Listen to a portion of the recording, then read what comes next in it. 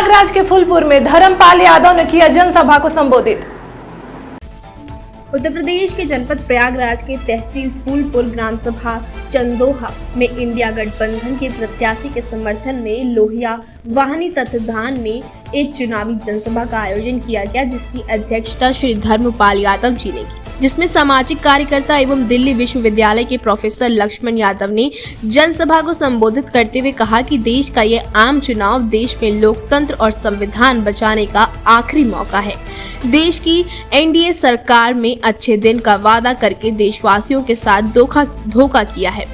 पूंजीपतियों को बढ़ावा देकर आम आदमी के अधिकारों का हनन किया गया है। संविधान में प्राप्त आरक्षण हमारा अधिकार है, जिसे खत्म करने की साजिश की जा रही है।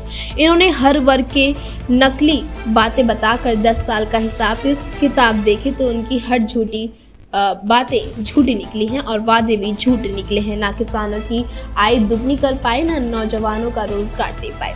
अब किसान अपना हिसाब किताब लगाता है तो लागत से देखकर चिंता करता है कि लेकिन इस महंगाई में सरकार पैदावार का मूल्य नहीं दे पा रही है। उन्होंने वादा किया था कि किसानों का कर्ज माफ होगा, लेकिन पूंजीपतियों का कर्ज तो माफ कर दिया, लेकिन किसानों का कर्ज माफ नहीं कर पाए।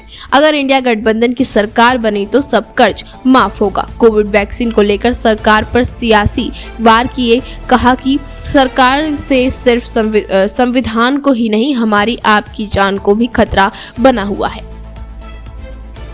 नहीं दिया जाता, फिर वहाँ कुछ लोगों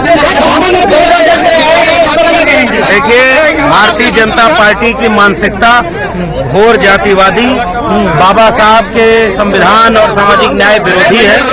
इसलिए बाबा साहब अम्बेडकर का जो समानता का विचार है, हम उसमें भरोसा करते हैं।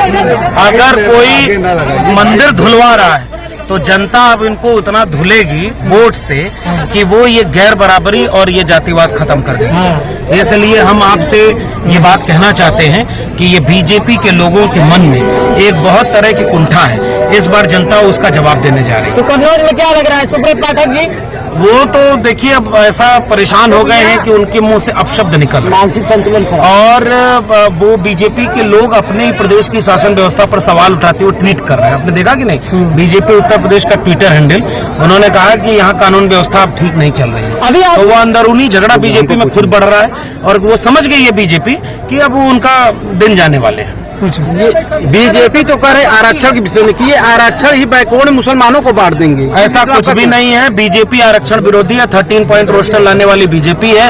इस देश में 2 अप्रैल को भारत बंद करना पड़ा बीजेपी के राज में। 69,000 शिक्षक भर्ती घोटाला हुआ बीजेपी के राज में। NCBC जिसको उन्होंने संवैधानिक दर्जा दिया, उसने कहा कि ओबीसी और दलित का हक मारा गया।